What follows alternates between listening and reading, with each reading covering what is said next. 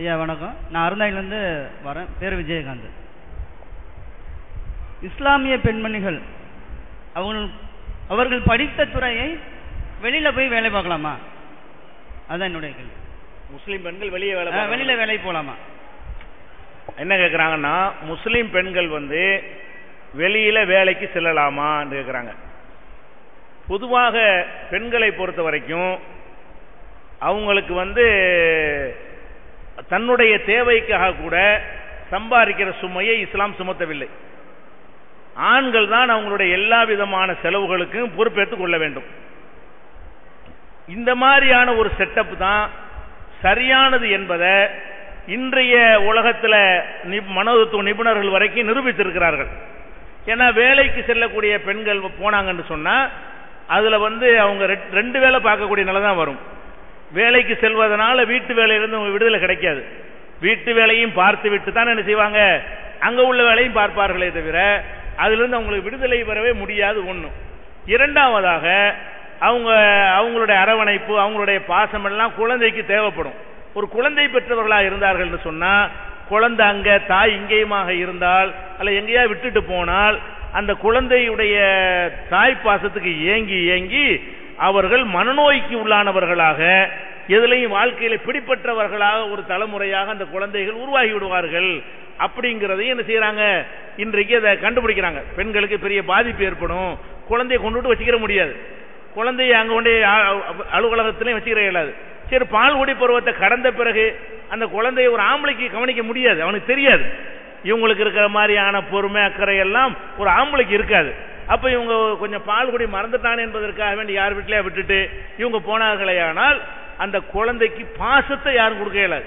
ஒரு தாயை அணைத்து அந்த கொஞ்சி மோந்து அந்த முத்தமிட்டு கொஞ்சனால அப்ப கிடைக்கக்கூடிய ஒரு டானிக் அந்த குழந்தைக்கு வேற எங்கேயுமே கிடைக்காது, உணவுல எல்லாம் கூட கிடைக்காது. இதுகளை எல்லாம் அந்த பெண்கள் ரொம்ப இழந்து மன இறுக்கத்திற்கும் மன அழுத்தத்திற்கும் ஆளாகிறார்கள். என்ன செஞ்சிருக்கிறாங்க, கண்டுபிடிச்சிருக்கிறாங்க. அது முஸ்லீம் பெண்ணு முஸ்லீம் அல்லாத பெண்ணு வேணாம். பொதுவாக பெண்கள் ரெண்டாக நம்ம வாழ்க்கை பிரிக்கப்பட்டிருக்கிறது. வெளி உலகத்து வாழ்க்கைன்னு ஒன்று இருக்கிறது. உள்ள ஒரு மனித குலத்தை உருவாக்கக்கூடிய நம்முடைய ஜெனரேஷனை நம்ம சந்ததிகளை உருவாக்கக்கூடிய ஒன்று இருக்கிறது. அது ஒரு நிர்வாகம் தான். ஒரு நாட்டில் வெளி விவகார அமைச்சர் இருப்பாரு, உள்துறை அமைச்சர் இருப்பாரு. உள்துறை மட்டம் கிடையாது, வெளி விவகாரம் வசதியும் கிடையாது. அவர் கொடுத்த டிபார்ட்மெண்ட் அவர் பார்க்கிறாரு, இவங்க டிபார்ட்மெண்ட் ஒரு டிபார்ட்மெண்ட் தான். இதுவும் ஒரு நிர்வாகம் தான், இதுவும் ஒரு மரியாதை தான். அவங்க என்ன செய்யறாங்க, வீட்டில் இருக்கிற மரியாதை குறைவா நினைக்கிறாங்க. உங்க பிள்ளைய நீங்க வளர்க்கிறது என்பது மரியாதை குறைவு கிடையாது. உங்க பிள்ளைக்கு நீங்க பாலூட்டுவதும் நீங்க அன்பு செலுத்துவதும் அவங்கள ஒவ்வொரு வினாடி அக்கறையோட பார்த்து கொள்வதும் அது ஒரு கேவலம் கிடையாது, அது இழிவு கிடையாது. அதற்கு யாரு தகுதியா இருக்கிறாங்களோ அவங்கள்ட்ட அந்த பொறுப்பை என்ன செய்யணும், ஒப்படைக்கணுங்கிற வகையில இயன்ற அளவுக்கு, அதாவது ஆணோ பெண்ணோ முஸ்லீம் அல்லாதவங்களோ ஆண்கள் உழைங்க. ஆண்களுக்கு தான், ஏன்னா அவங்களுக்கு பிரசவ காலத்தில் வேலை செய்ய ஒரு கம்பெனியில் வேலை சேர்த்தா கூட பெண்களை யோசிக்கிறாங்க. ஏன்னு கேட்டா அவங்க கர்ப்ப காலம் லீவு கேட்கிறாங்க, அப்புறம் பிரசவ காலம் வர லீவு கேட்கிறாங்க. இப்படியே ஒரு 3 வருஷத்துக்கு பிள்ளை பார்த்தாங்கன்னு சொன்னா 2 வருஷம் தான் அவங்களுக்கு வேலை பார்க்கறாங்க, 1 வருஷம் வேலை பார்க்க மாட்டேங்கிறாங்க, சம்பளத்தோட விடுப்பு கொடுக்க வேண்டி இருக்குது அப்படின்னு கம்பெனியில் கணக்கு பார்க்க வேண்டிய நிலையெல்லாம் அமெரிக்காவில் ஏற்பட்டு பெண்கள் வேணாங்கிற அளவுக்கு இந்த மாதிரியான ஒரு நிலைமைகள்லாம் உண்டா. ஒரு கம்பெனிங்கிற வகையில பாத்தீங்கன்னா 1 வருஷத்துக்கு ஒரு முறை லீவு கொடுத்தானா எப்படி அந்த கம்பெனி என்ன வருது, கொடுக்க வேண்டிய இருக்குது. குழந்தைய சுமந்துட்டு இருக்கும்போது பிள்ளை பத்து இருக்கும்போது அந்த மாதிரியான கட்டத்தில் கொடுக்க வேண்டியதும் இருக்குது. அந்த கம்பெனியின் நன்மையை கருதி பார்த்தீர்களா, சாத்தியமற்ற ஒரு நிலையும் ஏற்படுகிறது. இதெல்லாம் கருத்துல கொண்டு ஆண்கள் சுமக்கணும். இது இன்னொரு விஷயத்தையும் நான் சொல்றேன். நம்ம எந்த மதத்துக்காரங்களா இருந்துட்டு போங்க, இறைவனுடைய உணவு விஷயத்துக்கு இறைவனுடைய மறைமுக அருள்னு ஒன்று இருக்குது. முஸ்லீம் சமுதாயத்தை நீங்க எடுத்துக்கிட்டீங்கன்னா ஆம்பளை மட்டும்தான் வேலைக்கு போறாங்க. 95% 95% ஆம்பளைங்க வேலைக்கு போறாங்க. பொம்பளைங்க சம்பாதிக்கிறதுக்கு வேலைக்கு போறது இல்லை. ஆனால் நீங்க பாக்குறீங்க, ஒரு முஸ்லீம் பெண்கள் எடுத்துக்கொண்டீர்களே ஆனால் அவங்க அதிகமா நகை நட்டெல்லாம் போட்டிருக்கிறாங்க. நீங்க பாத்தீங்கன்னா அவங்களும் போய் சம்பாரிச்சு இந்த நகை நட்டை வாங்கல, ஒருத்தன் தான் சம்பாதிக்கிறான். ஆம்பளை மட்டும் சம்பாதிக்கிற அந்த சமூகத்தில் தான் அதிகமான நகை நட்டு அது இது அலங்கார பொருள்கள் நிறைய அவங்க வாங்க முடிகிறது. அப்ப என்னன்னு கேட்டா கடவுள் ஒரு மறைமுகமா ஒரு அருள் செய்கிறார். ஒரு ஆம்பளை தன் பொறுப்பை சுமந்து அதை உணரும் பொழுது ஒரு ஆம்பளை சம்பாத்தியத்தில் 5 பேர் சாப்பிட்டு கொண்டப்பெல்லாம் செய்கிறார்கள். சில சமூகங்கள் நம்ம பார்க்கிறோம், அவன் வேலைக்கு போகிறான், பொண்டாட்டி வேலைக்கு போகுதுன்னு மகளையும் வேலைக்கு கூப்பிட்டு போகிறான், அம்மாவையும் வேலைக்கு கூட்டிட்டு போகிறான், எல்லாம் கூட்டிகிட்டு போய் மொத்தத்தில் பார்த்தீங்கன்னா ஒரு நாளைக்கு 3000-4000 ரூபா சம்பளம் வாங்கிட்டு வந்து பார்த்தா குடிசையில் தான் இருக்கிறாங்க. அவ்வளவு பணம் வந்து கூட அதுக்கு மறைமுகமான அருள், ஒரு கடவுளுடைய ஒரு அருள் அற்ற ஒரு பணமாக இருக்கிறது. அதையும் நம்ம கவனிக்கிறோம். நாங்கள் ஒரு ஆம்பளை சம்பாதிச்சதுனால நல்லா தான் வயிறார சாப்பிட்றாங்க, எந்த ஒரு குறையும் கிடையாது, தேவைகள்லாம் நிறைவேற்றுற அளவுக்கு எந்த ஒரு நடுத்தரமா இருக்கிறாங்க. ஆனால் ஒரு ஆம்பளை 2 ஆம்பளை சம்பாதிக்கிறாங்க. அதையும் நம்ம கவனத்தில் கொள்ளணும். இது பெண்களுக்கு நல்லது நினைச்சு ஆரம்பத்தில் போறாங்க, போற கொஞ்ச நாளைக்கு தான் நல்லதா தெரியும். அப்புறமேல் காலகாலத்துக்கு கமிஷனர் அலுவலகத்தில் பெண்கள் முறையிடுறாங்க, பஸ்ல ஏற முடியல, இடிக்கிறாங்க, ஒன்றும் தொந்தரவு தாங்க முடியல, மேலதிகாரிகள் எங்களுக்கு மேலே வேலை பார்க்கறோம் எங்களை மிஸ்யூஸ் பண்ண பார்க்கறான், இல்லாட்டி களங்கம் சுமத்தி வேலையை நிற்க பார்க்கறான், எங்க கற்ப விலையா கேட்கறான். இதனால எங்க புருஷனுக்கு சந்தேகம் ஏற்படுது, மாமியாவுக்கு சந்தேகம் ஏற்படுது. அங்கேயும் நரகம். யாரு? கமிஷனர் ஆபீஸ்ல கமிஷனர் ஆபீஸ்ல பெண்கள் பிரச்சனை என்னன்னு சென்னையில் அவங்க போலீஸ் கமிஷனர் விசாரிக்கிறாரு. பெண்கள் என்ன புகார் செய்யறாங்க? நாங்க வேலைக்கு போறதுனால அடுத்த ஆண்களோட சேர்த்து எங்க புருஷன் சந்தேகப்படுறாரு. அந்த சந்தேகத்தை தாண்டிட்டு இவங்க எங்களை சேட்டை பண்றாங்க, மேல உள்ளவனு சேட்டை பண்றான், சக ஊழியர் எங்களை ஒரு போக பொருளா பாக்குறான், பஸ்ல ஏற முடியல, கார்ல ஏற முடியல, இறங்கி ஸ்டாப்ல நிக்க முடியல, இப்படி எல்லாம் நாங்க பலவிதமான துன்பத்துக்கு உள்ளாகிறோம் சொல்லி பெண்களே புலம்பக்கூடிய டீட்டெயில்கள்லாம் பேப்பர்கள்ல டெய்லி வந்துகிட்டு இருக்கு.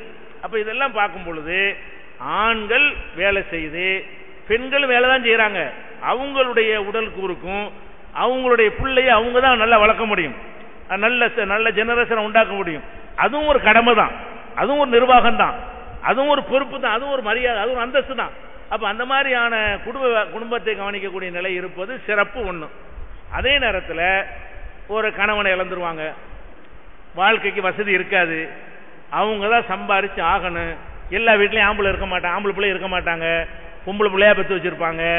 அவங்களுக்கு அந்த வாழ்க்கை நடத்துவதற்கு பெண்ணு தான் வேலைக்கு போய் சம்பாதிக்கணும் நிர்பந்தம் என்று வந்தால் அப்ப எந்த சமுதாயத்துக்கு அவங்க பிழைத்தான் ஆகணும். அவங்களுடைய கற்புக்கு பாதிப்பு ஏற்படாத வகையில் ஒரு வேலைக்கு போகலாம். வேலைக்கு போறேன்னு என்ன அர்த்தம்? ஒரு ஆணோட தனியாக இருக்கக்கூடிய எந்த வேலைக்கு போகக்கூடாது. வேலைக்கு போனா பல ஆண்கள் பல பெண்கள் இருக்கக்கூடிய வேலைக்கு போனால் சேஃப்டி. ஒரு மேனேஜர் இருப்பான், அவன் ரூம்ல உட்காந்துட்டு அவனோட உட்கார்ந்து இருக்கணும்னா அவன் மேனேஜர் பிளஸ் ஆம்பளைன்னு விளங்கிக்கணும். மேனேஜரை மட்டும் இருக்க மாட்டான், ஆம்பளையாவும் இருப்பாங்க.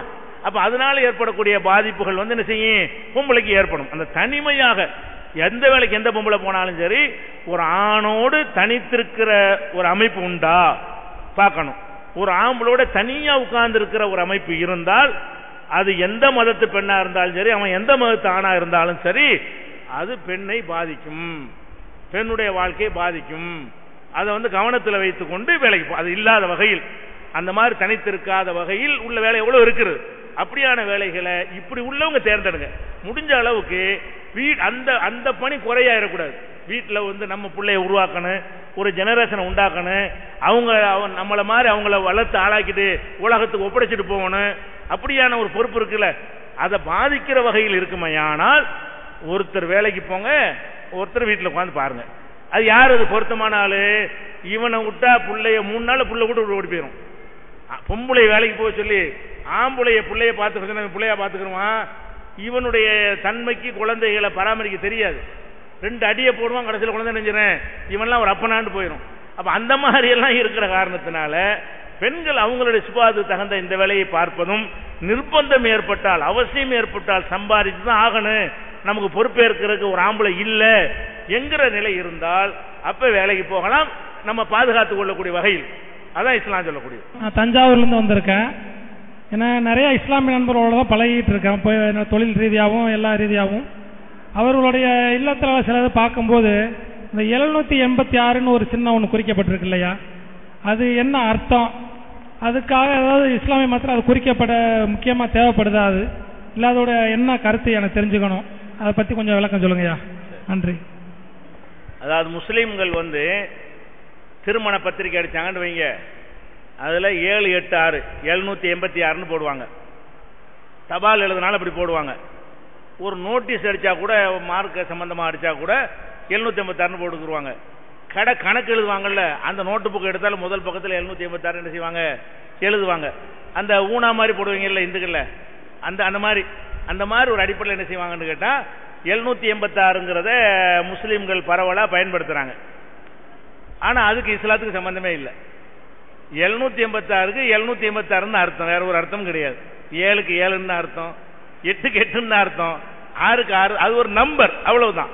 இது எதனால வந்துச்சுன்னு கேட்டா, நாங்க எந்த ஒரு காரியத்தை துவங்குவதாக இருந்தாலும் பிஸ்மில்லா அல்லாவின் பெயரால் அப்படின்னு நாங்க துவங்கணும்.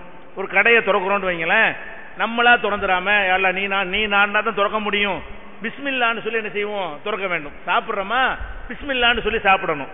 அது மாதிரி எந்த ஒரு காரியத்தில் ட்ரெஸ் போடுறோமா, பிஸ்மில்லான்னு சொல்லி ட்ரெஸ் போடணும். காலில் செருப்பு மாட்டுறோமா, பிஸ்மில்லா இறைவன் பெயரால் அப்படின்னு சொல்லி எல்லா காரியத்தையும் அல்லாவின் பெயரால் நாங்கள் ஆரம்பிக்கணும்னு ஒரு கடமை இருக்குது. அந்த அடிப்படையில் ஒரு தபால் எழுதுறோம்னு வைங்களேன், அதுவும் அல்லாவின் பெயரால் நாங்கள் ஆரம்பிக்கணும். அதுக்கு என்ன பண்ணி விட்டாங்கன்னு கேட்டால், இந்த எழுத்துக்களுக்கு நம்பர் கொடுத்துன்னு ஒரு கலை இருக்குது, நியூமராலஜிம்பாங்க. அதாவது எழுத்துக்களுக்கு நம்பர், ஏக்கு இத்தனை, பிக்கு இத்தனை, சிக்கு இத்தனை, ஒவ்வொரு எழுத்துக்கு ஒரு நம்பர் கொடுத்துருவாங்க. அந்த நம்பரை கொடுத்துக்கிட்டு அந்த பெயரியல், அதுக்கு பேர் பெயரியல்னு பேர், பெயரியல்னு ஒரு அமைப்பை ஒரு கணக்கை கண்டுபிடிச்சி ஒவ்வொரு எழுத்துக்கும் ஒரு நம்பர் கொடுப்பாங்க. அந்த நம்பரை போட்டு கூட்டுவாங்க.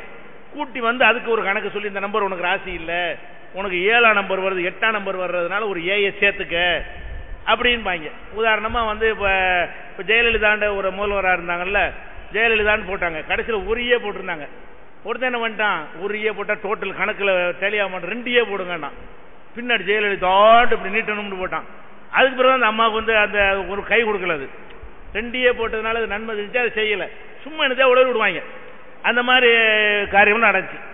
அந்த மாதிரி என்ன பண்ணிட்டாங்கன்னு கேட்டால், அரபி எழுத்து இருக்குல்ல, அதுக்கு நம்பரை போட்டாங்க. எங்களில் உள்ள கிறுக்கணும், பிஸ்மில்லாண்டு பீண்டு ஒன்று இருக்குது, இஸ்ன்னு ஒன்று இருக்குது, பிஸ்மி மீண்டு ஒன்று இருக்குது, இதுக்கு எத்தனை இதுக்கு எத்தனை இதுக்கு எத்தனை போட்டு மொத்தமாக கூட்டினா 756 வருது. நம்ம ஏன் பிஸ்மில்லாண்டு கஷ்டப்படணும், 756 போட்டுருவோமே. பிஸ்மில்லாண்டு போட்டுட்டு பெருசாக எழுதுறதுக்கு பதிலாக சுருக்கமாக என்ன செஞ்சிருவோம், அந்த பிஸ்மில்லாவுக்கெல்லாம் ஒரு நம்பரை கொடுத்து டோட்டல் பண்ணால் என்ன வருதான், 756 வருதான். 756 போடுவோமே இப்படி போட்டுக்கிட்டு தான். ஆனால் எழுத்துக்களுக்கு யூஸ் பண்ணணும், எண்களுக்கு யூஸ் பண்ணணும். நம்பர் வந்து எண்றதுக்கு உள்ளதுதான், அது வந்து ஒரு கருத்தை சொல்லாது. அப்ப இப்படி போனுச்சுன்னா என்ன ஆகணும், அஸ்ஸலாமு அலைக்கும்ங்கறோம்ல, அதுக்கு பேர் 506 சொல்ல வேண்டியது. அப்புறம் அஸ்ஸலாமு அலைக்கும் நம்பர் போட்டு கூட்டினா எவ்வளவு வரும், 506 வரும். 506 அவர் 506 நல்லா வரும், கேட்கறதுக்கு நல்லா இருக்காது. ஒரு ஆளுக்கு இஸ்மாயில் பேர் இருக்குன்னு வைங்க, அவருக்கு டோட்டல் நம்பர் பண்ணி என்ன 423 ஒத்துக்கிறார், அவரு ஒத்துக்கிற மாட்டாரு. அவர் இஸ்மாயில் தான் கூப்பிடணும், இப்ராஹிம் தான் கூப்பிடணும். அதுக்கு ஒரு நம்பரை போட்டு உடனே நான் கைதியான்னு கேட்பாரு. நான் என்ன ஜெயில் கைதியாடா, ஜெயில் கைதியா நம்பர் போடுவாங்க. அவங்களுக்கு பேர்லாம் தெரியாத காரணத்தினால நம்பர் போட்டு கூப்பிடுவாங்க. நான் என்ன சிறைச்சாலை கைதியான்னு கேட்பாங்க. அதனால நம்பரை போட்டு இந்த மாதிரி கூப்பிடுறதுங்கிறது நல்ல பழக்கம் இல்லை. யாரோ அறிவியினர்கள் இப்படி உண்டாக்கி, எது கஷ்டப்படுறீங்க, பிஸ்மில்லான்னு 756 ஷார்ட் ஹேண்ட் பிஸ்மில்லா, இது ஷார்ட் ஹேண்ட் பிஸ்மில்லான்னு போட்டாங்க. அது இது எதனால வந்துச்சுன்னு கேட்டா, இந்தியில ஒரு சினிமா எடுத்தாங்க. இது எதனால பரவணுச்சுன்னு கேளுங்களேன். சினிமா வச்சுதான் எங்க ஆளுக்கு இஸ்லாத்தை அறிஞ்சிக்கிறாங்க. சினிமாவில் ஒரு படம் எடுக்கும் போது அமிதாப் பச்சன் அதுல ஒரு கதாநாயகன் நடிப்பான். அவனை வந்து அவன் ஜெயில் கைதி, அவனுக்கு நம்பர் 756. கைதிக்கு நம்பர் கொடுப்பாங்கல்ல, ஒரு அலுமினிய பிளேட்ல நம்பர் எழுதி கழுத்துல மாட்டிருப்பான். அவனை துப்பாக்கினால சுடுவாங்க. கரெக்டா அந்த 756 பட்டு அதை காப்பாத்தின அவரை. அது அவரை நெஞ்சில படுறது அப்படி சினிமாவில் காட்டுவானா, 756 நல்ல நம்பரு, இப்படி பரப்பி விட்டானுவ. அதே மாதிரி தமிழ்ல என்ன செய்யுது, ஒரு படத்துல வந்து ரஜினிகாந்த் படம் நினைக்கிறேன், அதுல 756 மூட்டை தூக்குற மாதிரி வருவார்கள். அதுல அவருக்கு நம்பர் 756, யாரு கிடைக்கான பொருள் கிடைச்சு போச்சு, இப்படி பரப்பி விட்டானுவோம். ஆனா இதுக்கு சில சம்பந்தம் கிடையாது, வழங்குதா. 756 போட்டா அது பிஸ்மில்லாவா ஆகாது. பிஸ்மில்லான்னு போடு, இல்ல அல்லாவின் பெயரால் போடு. அது ஏன் 756 போடுற? அப்ப 756 என்று போடுவது வந்து நபிகள் நாயகம் சொல்லி தந்தது கிடையாது. இஸ்லாத்தில் உள்ளதுல குர்ஆன்ல அப்படி சொல்லப்படல. நம்ம நாட்டில் உள்ள சில அறிவியினர்கள், முஸ்லிம் அறிவியினர்கள் இவங்களா உண்டாக்கிட்டு நினைச்சிட்டாங்க 756 உண்டாக்கிட்டாங்க. அப்படி ஒரு புனிதம் கிடையாது, அது ஒழிக்கப்பட வேண்டியது. நாங்கள் பிரச்சாரம் செய்து நிறைய மாற்றிட்டாங்க. இஸ்லாம் ஒரு இனிய மார்க்கம் நிகழ்ச்சியில் கலந்து கொண்ட அனைவருக்கும் நன்றி. என்னுடைய கேள்வி என்னன்னா, நாம இஸ்லாமியரோட நிறைய பேரோட பழகிட்டு இருக்கோம். இப்போ எங்கள் இதில் இந்துக்கள் எடுத்தீங்கன்னா விவாகரத்துங்கிறாங்க, உங்களது தலாக்குன்னு சொல்கிறீங்க. அதில் ஆண்களுக்கு மட்டும்தான் உரிமை இருக்கா, பெண்களுக்கு அதுக்கு உரிமை இருக்காங்கிறது தான் என்னுடைய கேள்வி. அதாவது இஸ்லாம் மார்க்கத்தில் கணவன் மனைவி அவங்களுக்குள்ள பிரச்சனை வந்துச்சுன்னு சொன்னால், ஆண்கள் வந்து மனைவியை விவாகரத்து செய்யலாம். அப்படின்னு ஒரு அதிகாரம் ஆண்களுக்கு இருக்குது. அது மாதிரி பெண்ணுக்கு இருக்குதான்னு கேட்கிறார் அவர். ஆண்களுக்கு இருக்கிற மாதிரி பெண்ணுக்கு ஒரு ஆம்பளை பிடிக்கலன்னு வைங்க, அப்ப அந்த பெண்ணுக்கு அந்த அதிகாரம் இருக்குதா? முதல் விஷயம் என்னன்னு கேட்டா, ஆணுக்கு விவாகரத்து செய்யற அதிகாரம் இருக்குங்கிறோம்ல, அது கூட பொத்தாம்பதுவாவெல்லாம் கிடையாது. சும்மா வர நினைச்சிடலாம் பண்ணிட முடியாது. அதுக்கெல்லாம் நிறைய கண்டிஷன், நிறைய நிபந்தனைகள் இருக்கிறது. அதை இப்ப ஜமாத்துகள்லாம் முதல்ல பேணுறதுல கொஞ்சம் பேண ஆரம்பிச்சிருக்கிறாங்க. ஆரம்பத்தில் அது பேணாம கண்டுக்காம விட்டாங்க. இப்போ ஓரளவுக்கு எல்லா ஜமாத்துகளும் இது பேண ஆரம்பிச்சிருக்கிறாங்க. முதல்ல ஒரு ஆம்பளை வந்து விவாகரத்து செய்யறான்னு சொன்னா ஒரு ஜமாத்துல 2 சாட்சி வேணும். 2 சாட்சிகளோட மட்டும் இல்லாம விவாகரத்துக்கு பிறகு அந்த பெண்ணுக்கு ஏற்படும் ஒரு பாதிப்பு, அந்த பாதிப்புக்கு ஏற்றவாறு ஒரு இழப்பீடு கொடுக்கணும். யாரு? ஆம்பளை. சும்மா தலாக்கண்டு போயிட முடியாது. அந்த இழப்பீடை யார் தீர்மானிக்கணும்? முஸ்லிம் ஜமாத்துகள் தீர்மானிக்கணும். அவனா அவன் தீர்மானிச்சா கம்மியா தான் தீர்மானிப்பான், அவ தீர்மானிச்சு அதிகமா தீர்மானிப்பான். அப்ப ஜமாத்துகள் என்ன செய்யணும்னு கேட்டா, நான் என் மனைவி எனக்கு பிடிக்கல, அவங்கள இந்த 2 பேர் மத்தியில் நான் விவாகரத்து பண்ண போறேன், என்ன முறைன்னு கேட்கணும். அப்ப ஜமாத்துல கூப்பிட்டு கவுன்சிலிங் எல்லாம் பண்ணி சேர்த்து வைக்க எல்லா முயற்சியும் பண்ணி பார்த்துட்டு சரியா வராதுன்னு சொல்லும் பொழுது ஜமாத்துக்கு தெரிய வேண்டிய என்னென்னலாம் இருக்குங்கிறது. ஏன்னா கோர்ட்டுக்கு தெரியாது. கோர்ட்ல உள்ள ஒரு கிராமத்துல ஒருத்தர் என்ன சொத்து வச்சிருக்கான்னு நீதிபதி தெரியாது. ஒரு ஜமாத்துல இருக்கும்போது, கிராமத்துல இருக்கும்போது அவனுக்கு அந்த ஊர்ல என்னென்ன இருக்கு என்ன எல்லாமே தெரிய ஆரம்பிச்சிடும். அப்ப ஜமாத் என்ன செய்யும், கூப்பிட்டு உங்ககிட்ட 4 வீடு இருக்குது, நீ 2 வீட்டை அந்த பொண்ணுக்கு எழுதி கொடு, இருக்கிறவனுக்கு தகுந்தவாறு, வசதி உள்ளவன்னா அதுக்கு தகுந்தவாறு, ஏழை என்று சொன்னா அதுக்கு தகுந்தவாறு அந்த இழப்பீட வாங்கி கொடுத்துட்டு அதுக்கு பிறகுதான் விவாகரத்துங்கிற செய்ய முடியுமே தவிர போஸ்ட் கார்டில் விவாகரத்து செய்யறது, எஸ்எம்எஸ்ல விவாகரத்து செய்யறதெல்லாம் இஸ்லாத்துல செல்லாது. அறியாம சில பேர் செஞ்சிட்டு இருக்கிறாங்க. இஸ்லாம் மார்க்கத்தில் அது ஈடுபடாது. அப்ப விவாகரத்து என்பது மனைவி வேணாம்னு சொல்வதா இருந்தால் கட்டாயம் சேர்ந்துதான் ஆகணும்னு நம்ம கட்டாயப்படுத்த முடியாதுங்க. பிடிக்காதவங்களை சேர்த்து வச்சா வேற மாதிரி கொலை பண்ணிட்டு போயிடுவானுவோம். மண்ணெண்ணெய் ஊற்றி கொளுத்திவிட்டு அப்படி நடக்குது. ஸ்டவ் அடித்து இளம்பெண் சாவுன்ட்டு போயிடுவாங்க.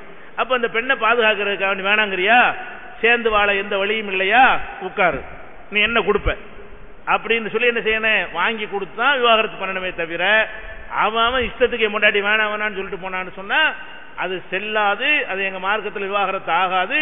இழப்பீடு கொடுக்க வேண்டும் என்று குர்ஆனில் தெளிவாக கட்டளை இருக்கிறது.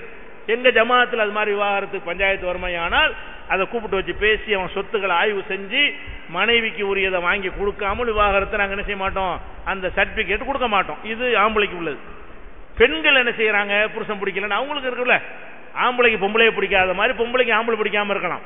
அது பலகாரன் குடிகாரனா இருப்பான், சம்பாத்தியம் இல்லாம இருப்பான், ஒரு ஆண்மையற்றவனா இருப்பான், எத்தனையோ காரணங்கள் இருக்கலாம். அப்ப எனக்கு புருஷன் பிடிக்கல, எனக்கு விவாகரத்து பண்ணி கொடுங்கன்னா அவங்களும் இதே மாதிரி ஜமாத்துல முறையிடுவாங்க. முறையிட்டா என்ன மேட்டர்னு கேட்டா, இந்த கணவன் இழப்பீடு வாங்கி கொடுப்போம்ல, அது கிடையாது. என்ன அவன் வேணான்னு சொல்லல, இல்ல அவன் வாழ்றதுக்கு ரெடியா இருக்கிறான், இவளா தான் வேணான்னு சொல்ற காரணத்தினால புருஷன் ஒரு தொகையை வாங்கி கொடுப்பாங்க இல்லையா, அது கிடையாது.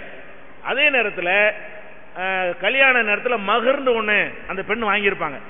திருமணம் செய்யறதா இருந்தா பெண்ணுக்கு ஆம்பளை வரதட்சணை வாங்குறாங்கல்ல இன்னைக்கு, அதுக்கு உள்டாவா இஸ்லாம் மார்க்கத்தில் ஆம்பளை பொம்பளை கொடுக்கணும். கல்யாணம் பண்ணும் பொழுது அவ 5 லட்சம் கட்ட 5 லட்சம் கொடுக்கணும். சவுதி அரேபியாக்கெல்லாம் போனீங்கன்னா கோடிக்கணக்கில் கொடுக்குறாங்க ஒரு பெண்ணை கல்யாணம் பண்ணுவதற்காக வேண்டி. அந்த மாதிரி ஒரு தொகையை மகருன்னு வாங்கியிருப்பாங்க. அப்ப தோட்டம் துறவெல்லாம் கூட மகரா வாங்குவாங்க. வீடு வாசல் பங்களாவெல்லாம் மகர வாங்கியிருப்பாங்க. அப்ப அவனை கல்யாணம் பண்றதுக்காக வேண்டி உனக்கு ஒரு வீட்டை தந்திருக்கிறான், நீ இப்ப வேணாங்கிற, அவன் வேணான்னு சொல்லல, நீ தான் வேணாங்கிற, வீட்டை திருப்பி கொடுக்குறியான்னு கேட்பாங்க. கொடுத்துறேன்னு சொல்லணும். ஏன்னா அவங்க எப்ப இவன் தரப்புல மிஸ்டேக் இருந்தால் இவன் நஷ்டஈடு கொடுக்கணும். அவ தரப்புல கோரிக்கை வந்துச்சுன்னு சொன்னா அவ என்னெல்லாம் வாங்கினாலும் திருப்பி கொடுத்தணும், அதான் நியாயம். அப்ப உன்னுடைய மகரை திருப்பி கொடுத்துட்டேன்னு சொன்னா ஜமாத்தை ரத்து பண்ணிடும். ரெண்டுலையும் ஜமாத்தை ரத்து பண்ணுது. பெண்களுக்கு அந்த உரிமை இருக்குது, விவாகரத்து உரிமை. ஆனா என்னன்னு கேட்டா, ஆம்பளை வேணான்னு சொன்னா இழப்பீடு வாங்கி கொடுப்பாங்க, பொம்பளை வேணான்னு சொன்னா இழப்பீடு வாங்கி கொடுக்க மாட்டாங்க. ஏன்னா இழப்பீடு அவதானே வேணாங்கிறா, நான் தான் வாழ ரெடியா இருக்கிறேனே. இந்த மாதிரியான அடிப்படையில் பெண்களுக்கு விவாகரத்திற்கு எளிதான முறையில் இருக்கிறது. அப்படி இல்லாட்டி என்ன ஆகும்னா வேற மாதிரி விதமா போயிடும். புருஷன் பொண்டாடி பிடிக்கலன்னு வைங்களேன், இவ புருஷனை போட்டு தள்ளிடுவா, அல்ல அவன் பொண்டாடி போட்டு தள்ளிடுவான். நடந்துட்டு இருக்கிறது. வேற தப்பான கள்ள காதலோட சேர்ந்து புருஷன் கொலை அப்படி எல்லாம் பேப்பர்ல அதெல்லாம் தவிர்க்கிறதா இருந்தா, புருஷனை பிடிக்கலன்னா வேற ஒரு வாழ்க்கையை வாழ்ந்துருப்போம், உசுரோட விட்டுறவனே அவனையா கொள்ற அப்படிங்கிற ஒரு கான்செப்டுக்காகத்தான் பெண்களுக்கு இந்த உரிமை இஸ்லாம் வழங்கி இருக்கிறது. 2 பேருக்கு லேசான முறையில் வழங்கி இருக்கிறது. இந்த அமைப்புக்கு வந்த அனைவருக்கும் என்னுடைய தாழ்வான வணக்கங்கள். என்னுடைய பெயர் விஜயன், மதுரையிலிருந்து வந்திருக்கிறேன். எனக்கு முஸ்லீம் நண்பர்கள் அதிகம். இப்போ என்னுடைய கேள்வி, இந்த அஸ்ஸலாமு அலைக்கும் என்று விளக்கம் சொன்னீர்கள். இறைவனின் கட்டளைங்கிறது எல்லா உயிர்களும் ஒன்றுதான், வேறுபாடு கிடையாது. ஆனால் இஸ்லாமியர்கள் அதிகமாக கொலை செய்து உணவுகள் எடுத்துக்கொள்கிறார்கள். அது குர்ஆனில் சொல்லப்பட்டுள்ளதா? அதாவது எல்லாருக்கும் அமைதி வேணும்னு சொல்றீங்க. இஸ்லாமியர்கள் தான் அதிகமாக உயிரை கொலை செய்து ஆடு மாடெல்லாம் அறுத்து சாப்பிட்றோம்ல, கொலை செய்து அதாவது அசைவ உணவை சாப்பிடுவது கேட்கிறாரு. இப்படி ஆடு மாடுகளை அறுத்து சாப்பிட்றீங்க, இது எந்த குர்ஆன்ல இருக்குதா அப்படின்னு கேட்குறாங்க. இதுல இஸ்லாத்துல என்ன இருக்குன்னு சொல்வதற்கு முன்னாடி நம்ம இந்தியாவில் அதிகமான பேர் அந்த சாப்பிட்றவங்கள சாப்பிடாதவங்களா 90% மக்கள் முஸ்லீம்கள் தான் இதை செய்யறாங்கன்னு கிடையாது. இந்த கேள்வி முஸ்லீம்களுக்கு மாத்திரம் உள்ள கேள்வி கிடையாது. உலக அளவில் எடுத்துக்கொண்டாலும் 90% மக்கள் மாமிசம் தான் சாப்பிட்றாங்க. இந்திய அளவில் எடுத்துக்கொண்டாலும் 90% மக்கள், அது இந்துக்களா இருக்கட்டும், கிறிஸ்தவர்களா இருக்கட்டும், சீக்கியரா இருக்கட்டும், பௌத்தரா இருக்கட்டும், முஸ்லீமா இருக்கட்டும், 90% மக்கள் ஆடு மாடு இறைச்சி கோழி ஏதாவது ஒரு நான்வெஜ் சாப்பிடக்கூடியவர்களா, உயிரை கொன்று சாப்பிடக்கூடியவர்களாகத்தான் இருக்கிறாங்க. அப்ப இது அனைவரும் பதில் சொல்ல வேண்டிய ஒரு கேள்வி. முதல் விஷயம், இது இஸ்லாம் மட்டும் செய்து இந்துக்கள்ல யாருமே தீபாவளிக்கு கறி வாங்காம நீங்க சாப்பிட்டுருக்கீங்களா? அப்ப தீபாவளி பண்டிகைக்கு இறைச்சி சாப்பிட்டு ஆகணும்னு வந்ததோ இல்லையா? அவ எல்லாம் தான் செய்யறோம். அப்ப இந்துக்கள் யாருமே சாப்பிடாம, கிறிஸ்துவர் ஒருத்தருமே சாப்பிடாம, முஸ்லீம் மட்டும் இறைச்சியை சாப்பிட்டாதான் என்ன செய்யணும், ஏன் இப்படி செய்யறேன்னு கேட்கணும். இது அனைவருமே செய்கிறோம். அனைத்து மக்களுமே குறைந்த எண்ணிக்கையை தவிர எல்லாருமே இந்த உணவாக உட்கொள்றோங்கிறத ஃபர்ஸ்ட் நம்ம விளங்கி கொள்ளணும். ஒண்ணு. இரண்டாவதா விளங்கிக்கிற விஷயம் என்னன்னு கேட்டா, இஸ்லாம் உயிரினங்களை கொன்று சாப்பிடுவதை அனுமதிக்கிறது. ஏன் அனுமதிக்குது என்று கேட்டால், மனிதனுக்கு மாத்திரம்தான் கடவுள் பகுத்தறிவு கொடுத்திருக்கிறார். ஆடு மாடு அதுக்கெல்லாம் பகுத்தறிவு கிடையாது. அவை எல்லாமே மனுஷனுக்கு படைக்கப்பட்டவை. இதுதான் இஸ்லாத்தின் கோட்பாடு. எப்படி மரம் செடி கொடி எல்லாம் படைக்கப்பட்டிருக்கிறதோ மனுஷனுக்காக வேண்டி, நம்ம நன்மைக்கு தான் எல்லாமே. ஃபர்ஸ்ட் மனுஷன் தான், அவனுடைய நன்மைக்காக வேண்டிதான் அனைத்தையும் படைத்திருக்கிறேன் என்று குர்ஆன்ல இறைவன் சொல்றாரு. அப்ப நம்ம நன்மைக்கு படைக்கப்பட்டிருக்கிறதுனால கடவுள் எதையெல்லாம் சாப்பிடலாம் என்று பர்மிஷன் கொடுத்திருக்கிறாரோ அந்த மாதிரி பிராணிகளை அறுத்து சாப்பிடுறமே தவிர நமக்கு நிகரானவை என்று அந்த மிருகங்களை எடுத்துக்கொள்ள கூடாது. இப்ப நம்ம அதுல உள்ள சாதக பாதகத்தை நம்ம பார்ப்போம். முதலாவதாக, மனிதனுக்கு பலவிதமான சத்துகள் தேவை இருக்குது. அனைத்து சத்துகளுமே தாவரத்தில் கிடைக்கிறதா? உங்களுக்கு கண் பார்வை சரியில்லைன்னு போனீங்கன்னு வைங்க, அப்ப டாக்டர் என்ன செய்வாரு, நீங்க மீன் எண்ணெய் மாத்திரம் சாப்பிடுங்க பாரு. அது ஏன் மீன் எண்ணெய் எப்படி சாப்பிடுறது? ஏன் அந்த சத்து அதுல தான் இருக்குது. மீன்ல இருந்து எடுக்கக்கூடிய ஒரு எண்ணெய், மீன் எண்ணெய் மாத்திரம் சாப்பிடுங்கன்னு ஒரு சொல்வதிலிருந்து அதுலதான் அதுக்குரிய சத்து இருக்குது. அதை உணவாக போதுமான எடுத்துக்கொள்ளாதனால மாத்திரையை சாப்பிடுங்க என்று சொல்லக்கூடிய காட்சியை பார்க்கிறோம். சில இடங்கள்ல புரோட்டீன் கம்மியா இருக்கும். புரோட்டீன் கம்மியானவரா இருந்தார், ஏன்னா அவருக்கு டாக்டர் என்ன செய்வாரு, நீங்க மாமிசங்களை கொஞ்சம் அதிகமாக சேர்த்துக்கொள்ளுங்க, சாப்பிடுங்க அப்படின்னு சொல்றாங்க. அப்ப எல்லா விதமான சத்துகளுமே மனிதனுக்கு தேவைங்கும் பொழுது இதை ஒரு நாளைக்கு, அதை ஒரு நாளைக்கு, இதை ஒரு நாளைக்குன்னு கலந்து சாப்பிட்டாதான் அவனுக்கு அனைத்து விதமான சத்தும் கிடைக்கும் என்பது ஒரு ரெண்டாவது விஷயம். அடுத்ததாக என்னன்னு கேட்டா, இப்ப நம்ம உணவுகள் தாவரங்கள் இருக்குல்ல, இந்த தாவரத்தை தான் நம்ம உண்ணணும்னு ஒரு முடிவுக்கு வரணும் வைங்க. உயிர் கொலை செய்யறது வேணாம், நம்ம தாவரத்தை மட்டும் சாப்பிடுவோம் அப்படின்னு வந்தா தாவரங்களை கிடைக்காம நம்ம எல்லாரும் செத்து போயிடுவோம். ஏன், இப்ப 90% பேர் இறைச்சி மீனை சாப்பிட்டு இருக்கிறான். இவனும் அந்த உருளைக்கிழங்கு கத்தரிக்காய்க்கு போட்டி போட்டான்னு வைங்க, என்ன ஆகும்? இப்ப 10% பேர் சாப்பிடும் போது கிலோ 80 ரூபான்னு விற்கிதுன்னு வைங்க. இப்ப 100% சாப்பிட்டு போகும்போது 800 ரூபாய் விற்க போறோம்.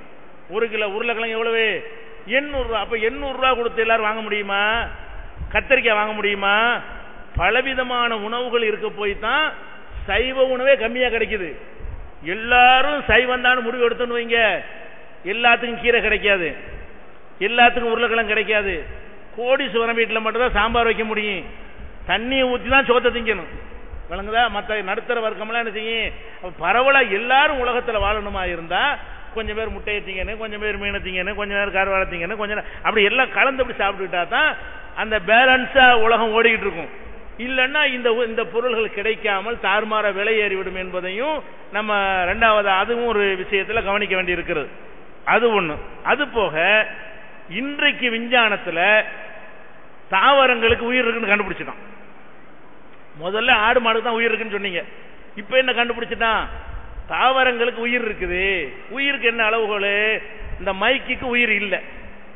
ஏன் உயிர் இல்லைங்கிறோம்? இது வளராது, இது இனப்பெருக்கம் செய்யாது. ஒரு மைக்கு 2 மைக்கு ஆகுமா? ஒரு மைக்கு நட்டி வச்சா இன்னொரு மைக்கு அதுல பிறக்குமா? பிறக்காது. அப்ப ஒரு வளர்ச்சியும் இனப்பெருக்கமும் இல்லைன்னா உயிர் இல்லை. இதுக்கெல்லாம் உயிர் இல்லை. இந்த டேபிள்ல இருக்கிற எதுக்குமே உயிர் இல்லை. அதே நேரத்தில் ஒரு மாங்கொட்டையை போடுறீங்க, அது வளருது, பெருசாகுது. உயிர் இல்லாம பெருசாகுது. அதுக்கு வளர்க்கக்கூடிய உயிர் அதுக்கு இருக்கிறது. அதே மாங்கொட்டைய சுடுதண்ணில வேக வச்சுட்டு போட்டா முளைக்குமா? முளைக்காது. உயிரை எடுத்துட்டீங்க, சாவடிச்சு போட்டீங்க. அப்ப உசுறு இருக்க போய் தான் அது வளருது. ஒரு மாங்கொட்டை 100 மாம்பழம் ஆகுது. 100 மாம்பழத்துல 100 மாங்கொட்டை கிடைக்கிறது. அப்ப அது இன விருத்தி செய்கிறது, உற்பத்தி பண்ணுகிறது. அதை பார்க்கிறோம். இது போக ஆண் பெண் சேர்க்கை வரைக்கும் இருக்குது. எதுல? தாவரங்கள்ல. இப்ப தாவரங்கள்ல பூ பூக்குதுல, அது முருங்கை பூவா இருக்கட்டும், மாம்பூவா இருக்கட்டும், பூக்கக்கூடிய பூக்கள்ல ஆண் பூ என்று சில பூக்கள் இருக்கிறது, பெண் பூக்கள் சில பூக்கள் இருக்கிறது. ஆண் பூக்கள் காய ஆகவே ஆகாது. ஆண் பூ இருக்குல்ல, அது காய ஆகவே ஆகாது. பெண் பூன்னு சொல்லக்கூடியதான் என்ன செய்யும்? காயாக. முருங்கை மரத்துல ஒரு ஆண் பூவும் இருக்குது, ஒரு பெண் பூ இருக்குமே. ஆனால் ஆண் பூ முருங்கைக்காயா வராது, பெண் பூ தான் முருங்கைக்காயா மாறும். அது எப்படி மாறும்? ஆண் பூவுல ஒரு மகரந்த பொடி இருக்கிறது. அந்த பொடி பெண் பூவுல படணும். எப்படி படுன்னு கேட்டா, வேகமா காத்தடிக்கும் பொழுது அந்த மகரந்த பொடி அந்த பூக்கள்ல இருந்து அப்படியே அதுல ஒட்டிடும். அப்படி இல்லைன்னு சொன்னா வண்டுகள் இருக்குல்ல, அது போய் ஆண் பூவுல உட்கார்ந்து அந்த காலில் மகரந்த பொடி ஒட்டிக்கிட்டு பெண் பூவுல உட்காரும். அப்ப அந்த மகரந்த பொடியை பெண் பூ அதுல இருந்து எடுத்துக்கிறோம். அப்ப இந்த 2 விதமாக ஆண் பூவும் பெண் பூவும் இணைகிறது. அது இணைஞ்ச பிறகுதான் அது என்ன செய்யறது? அந்த பெண் பூல இருந்து முருங்கைக்காயோ கத்தரிக்காயோ உருளைக்கிழங்கோ என்ன ஒண்ணும் உற்பத்தி ஆக முடிகிறது. அப்ப இந்த ஆண் பெண் என்கிற ஒரு வேறுபாடு இருப்பது எதை காட்டுது? உயிர் இருக்கிறது. ஆண் பெண் மாதிரி சேர்ந்தா தான் அது வளருதுங்கிறத நம்ம காக்குறோம். அப்படி இருக்கிறது. அதே மாதிரி நீ ஒரு செடி வைக்கிறேன்னு வைங்க, தொட்டில வச்சு ஒரு செடியை வளர்க்குறீங்க. வளர்த்தீங்கன்னு சொன்னா அது யாரும் சொல்லிக் கொடுக்க வேண்டியதில்லை. எங்கிட்ட சூரிய வெளிச்சம் அப்படியே போகும், இப்படி வராது, திருப்பிட்டு வராது. அதுக்கு சூரியன் எங்க இருக்குன்னு அது தெரியுது. வீட்டில் வளர்க்குற ஒரு செடிக்கு அப்படி வளைஞ்சி வளைஞ்சி அப்படி என்ன செய்யும்? கரெக்டா சூரியன் இருக்கிற பக்கமே போய்கிட்டே இருக்கும். அப்ப அதுக்கு என்ன செய்யுது? வெளிச்சம் இருந்தா தான், வெயில் பட்டா தான் நமக்கு வளர முடியும் விளங்கி, வெயில் இருக்கிற பக்கமா அது ஏன் போகுது? இது போகுமா? இந்த மைக்கு 1 வருஷம் வச்சாலும் இப்படித்தான் இருக்காது, நம்மளா திருப்பினது அங்கிட்டு போகும். ஆனா ஒரு செடி என்ன செய்யும்? அதுவாவே திரும்பி சூரியன் நோக்கி போயிடும். இதை நீ சூரியகாந்தி பூ இருக்குல்ல, அதுல நல்லா பார்க்கலாம். சூரியகாந்தின்னு பூக்கு பேர் வச்சிருக்கிறான். காந்தினா என்ன? காதலி. சூரியகாந்தினா சூரியனுடைய காதலின்னு அர்த்தம். அப்ப சூரியனுக்கு காதலின்னு ஒரு பூக்கு பேர் வச்சிருக்கிறான். ரோஸ் கலரா, ஆரஞ்சு கலரா இருக்கும். அது நீங்க காலையில பாத்தீங்கன்னா கிழக்கு நோக்கி இப்படி இருக்கும். காலையில கிழக்க தானே சூரியன் இருக்கு. சூரியன் இருக்கிற பக்கம்லாம் அது போகுங்க. சூரியன் கிழக்கு இருக்கும்போது இப்படி பார்த்துக்கிட்டு இருக்கும். சூரியன் உச்சிக்கு வரும்போது இப்படி இருக்கும். அது சூரியன் மறைந்து இப்படி போய் மேற்க போயிடும். ஒரு பூ தான் சூரியனை காதலிக்கிற காரணத்தினால இப்படி இருக்குங்க. காலையில, மத்தியானம் இப்படி, சாயந்தரம் இப்படி போயிடும். அது ஏன் இப்படி போகுது? உயிர் இருக்க போய் தானே போகுது. அதுக்கு உயிர் இருக்கு, சூரியன் எனக்கு வேணும், அதை நான் காதலிக்கிறேன், அது இருக்கிற பக்கம் தான் நான் திரும்புவேன் அப்படின்னு சொல்லி அந்த பூக்கள் நடக்கிறத பார்த்தோம்னு சொன்னா உயிர் இல்லாமையா இருக்குது? அதுலயும் உயிர் இருக்கத்தான் செய்கிறது. தொட்டாச்சினிங்கன்னு ஒரு செடி இருக்குது, தொட்டுன்னு மூடிக்கணும். ஏன் மூடுது? இதை தொட்டா மூடுமா, இதை தொட்டா மூடுமா, அதை தொட்டா இப்படி மூடிக்கணும். தப்பிய ஆட்கள்லாம் போயிட்டாங்க தெரிஞ்சு இப்படி விரிஞ்சிடும், கிட்ட போனா மூடிக்கணும். அப்ப அதுக்குன்னு வழங்கக்கூடிய சில ஒரு அம்சம் இருக்கத்தான் செய்கிறது. இப்படி ஆராய்ச்சி பண்ணி தாவரங்கள்ல என்ன இருக்கிறது? உயிர் இருக்குன்னு சொல்லிட்டான். அப்ப உருளைக்கிழங்கு சாப்பிடலாமா? கத்தரிக்காய் சாப்பிட்டாலும் உயிரை தான் நீங்க சாப்பிடுறீங்க. எதை சாப்பிட்டாலும் நீங்க எதை சாப்பிடுறீங்க? ஒரு உயிரினத்தை தான் சாப்பிடுறோம். அவ்வளவு வேணாங்க. தண்ணி சாப்பிடலாமா? பச்சை தண்ணி. இந்த தண்ணி இருக்க, இதுல உயிரினம் இருக்கா இல்லையா? இருக்குது. சோதனை பண்ணீங்கன்னா எவ்வளவு பாக்டீரியா, அந்த கிருமிகள்லாம் உள்ள இருக்கும். அதெல்லாம் இருக்குது, கண்ணுக்கு தான் தெரியலையே தவிர கோடிக்கணக்கில் ஒரு கிளாஸ் தண்ணியில் என்ன இருக்குது, உயிரினம் இருக்கிறது.